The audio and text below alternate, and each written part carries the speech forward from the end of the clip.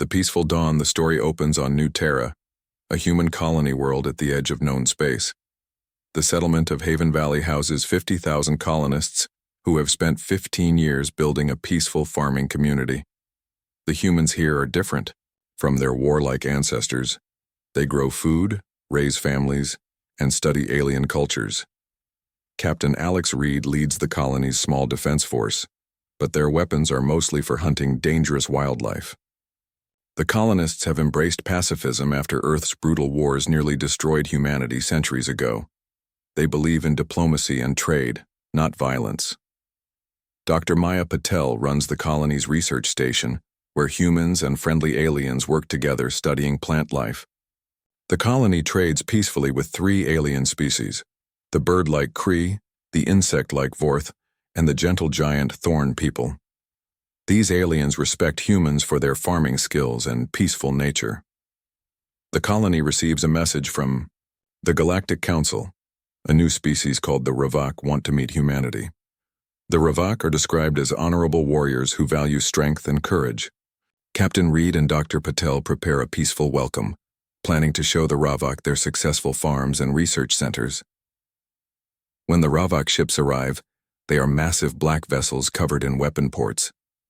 The Ravak themselves are tall, armored reptilians with glowing red eyes. Their leader, War Chief Drex, seems impressed by human technology, but dismissive of their peaceful ways. The humans offer friendship, trade agreements, and shared knowledge. Drex listens but shows little interest. He asks about human military strength and seems surprised by their small defense force. The meeting ends with Drex promising to consider humanity's offer of peace. That night, the Ravak ships remain in orbit. The colonists feel uneasy but trust in diplomacy. Captain Reed doubles the watch but keeps weapons powered down to avoid seeming hostile. Dr. Patel works late, preparing cultural exchange programs. The part ends with War Chief Drex contacting his fleet commanders. These humans are weak. Their world has rich resources and no real defenses. We take it tomorrow. Leave none alive. Weakness must not spread to other species. The burning dawn breaks with laser fire from orbit. Ravak warships rain destruction on Haven Valley without warning or declaration. The peaceful colony had no shields, no battle stations, no way to fight back against orbital bombardment. Captain Reed tries desperately to coordinate evacuations, but the attacks are too sudden and overwhelming. The communication center burns in the first wave. The spaceport explodes before any ships can launch. Families run screaming through streets as plasma bolts turn their homes to ash. Dr. Patel races to save her research data and alien colleagues. She finds the Kree scientist Pip badly wounded, trying to send a warning to other worlds. With her dying breath, Pip whispers, "The Ravak, they hunt peaceful species. They believe kindness is disease." Ravak ground forces land in drop pods. Hundreds of armored warriors with energy weapons. They systematically hunt down colonists, showing no mercy to children or elderly. Captain Reed leads a small group of survivors into the caves beneath Haven Valley, but most colonists die in the first hours. The Ravak commander broadcasts a message across the galaxy. The human colony world has been cleansed. These weak creatures offered no resistance. Let this be a lesson. Only the strong deserve to survive among the stars. From their cave hideout, the surviving humans watch their world burn. Everything they built over 15 years becomes smoke and rubble. Reed counts maybe 200 survivors from 50,000 colonists. Among them are Dr. Patel, engineer Tom Baker, and teacher Lisa Wong with 12 children. For 3 days, the Ravak hunt the survivors like animals. They use heat sensors and sound detectors to find hiding places. Each day brings more death as families are discovered and killed. The children cry softly, learning that monsters are real.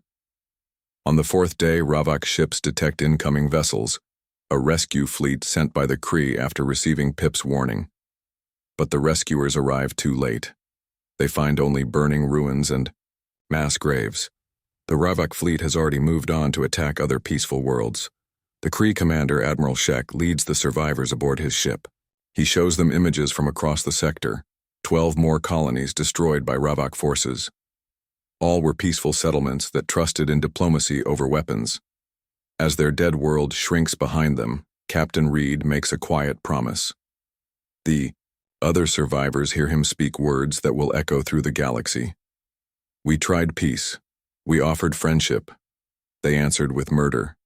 Never again. Dr. Patel, holding an orphaned child, adds her own vow. They think we're weak because we chose kindness. They're about to learn the difference between choosing peace and being defenseless. The part ends with the survivors looking at star charts, not seeking new homes but planning something else entirely. The Awakening. 6 months after the massacre, the human survivors have become something new. Hidden on a remote Kree military base, they train with weapons they swore never to touch again. Captain Reed studies Ravok military tactics while Dr. Patel reverse engineers captured Ravok technology. The Galactic Council meets in emergency session. The Ravok have destroyed 37 peaceful colonies across 5 sectors. Millions are dead. The Council's diplomatic protests are ignored. Their peacekeeping fleet is too small and too weak to stop the Ravok war machine. Reed presents humanity's request to the Council: access to military databases, weapon designs, and strategic intelligence. In exchange, humans will do what the peaceful species cannot: fight the Ravok with their own brutal methods. Many council members object. The Thorn delegate argues, violence only creates more violence. We must find a diplomatic solution. The 4th representative adds, humans chose peace for good reasons. War will corrupt their souls. But Admiral Shek of the Kree supports the human request. He has fought the Ravok before and knows their true nature. These monsters respect only strength. They see our kindness as weakness. The humans understand this now. Dr. Patel reveals her research. The Ravok aren't just conquerors, they're xenocidal fanatics. They believe peaceful species are a genetic disease that must be wiped out. Diplomacy is impossible because they see negotiation itself as proof of weakness deserving death. The Council reluctantly agrees to help, but many species refuse to participate. They still believe in peaceful solutions and worry about humanity returning to their violent past. Only the Kree, some Vorth clans, and a few smaller species offer real support. Meanwhile, Reed begins recruiting. He sends secret messages to every human world, military base, and trading post. The message is simple: Haven Valley remembers. Join us or watch more colonies burn. The response surprises everyone. Humans across the galaxy abandon their peaceful lives to join Reed's force. Farmers become soldiers. Scientists design weapons. Merchants become intelligence operatives. Even pacifist communities send their best fighters. They call themselves the Haven Corps, named for the valley where 50,000 innocents died. Their symbol is a broken peace dove with stars for eyes, watching and remembering. Engineer Tom Baker leads the technical division, creating new weapons by combining human ingenuity with alien technology. Teacher Lisa Wong trains communication specialists who speak dozens of alien languages. Dr. Patel heads intelligence operations, mapping Ravok fleet movements and base locations. The training is brutal. Humans push themselves beyond normal limits, driven by memories of burning homes and murdered families. They learn Ravok fighting techniques, study their psychology, and prepare for total war. 6 months of preparation culminate in the Corps' first mission briefing. Reed addresses $5,000 human volunteers gathered in a secret asteroid base. Behind him, a hologram shows the Ravok's next target, a peaceful Thorn nursery world with 2 million children. The Ravok think we're weak because we chose peace, Reed tells his troops. They killed our families to prove their strength. Tomorrow, we show them what humans become when peace is no longer an option. Dr. Patel adds the final intelligence briefing. Ravok War Chief Drex leads the fleet heading for the Thorn world. He's the one who ordered Haven Valley's destruction. He expects easy prey. The part ends with human ships launching into hyperspace, sleek, deadly vessels built for war, not exploration. The Haven Corps is going to war, and the galaxy will never be the same. The Reckoning. The Thorn nursery world of gentle streams appears defenseless as the Ravok fleet approaches. Its only protection is a small orbital station and a few transport ships. War Chief Drex orders the same brutal attack pattern that destroyed Haven Valley. But as Ravok ships move into bombardment position, space around them explodes with human weapons fire. The Haven Corps fleet emerges from stealth, using technology adapted from Kree military systems. Drex has walked into a carefully prepared trap. Captain Reed commands the assault from the bridge of the HSV Vengeance, a heavy cruiser built specifically to hunt Ravok warships. His tactical display shows 30 human vessels surrounding the enemy fleet. For the first time in months, the Ravok face an enemy ready to fight back. The space battle is fierce and ruthless. Human ships use hit-and-run tactics, striking hard, and disappearing before the Ravok can respond. Dr. Patel's intelligence network provides perfect targeting data. Tom Baker's weapon modifications prove devastatingly effective against Ravok armor. Drex tries to retreat when he realizes he's outmatched, but the humans have anticipated this. Lisa Wong's communication specialists jam Ravok frequencies while hidden ships block escape routes. The trap closes completely around the enemy fleet. 1. By one, Ravok warships burn and die. Their crews, who showed no mercy to peaceful colonists, now face the same fate they dealt to others. Captain Reed gives no quarter and accepts no surrender. This is not a battle for territory or resources. This is justice for the dead. As the last Ravok ship explodes, Reed broadcasts on all frequencies. This is Captain Alex Reed of the Haven Corps. The colony of Gentle Streams is safe. War Chief, Drex and his fleet are destroyed. Let all Ravok forces know. Humanity remembers, and humanity comes for you. News of the victory spreads quickly through the galaxy.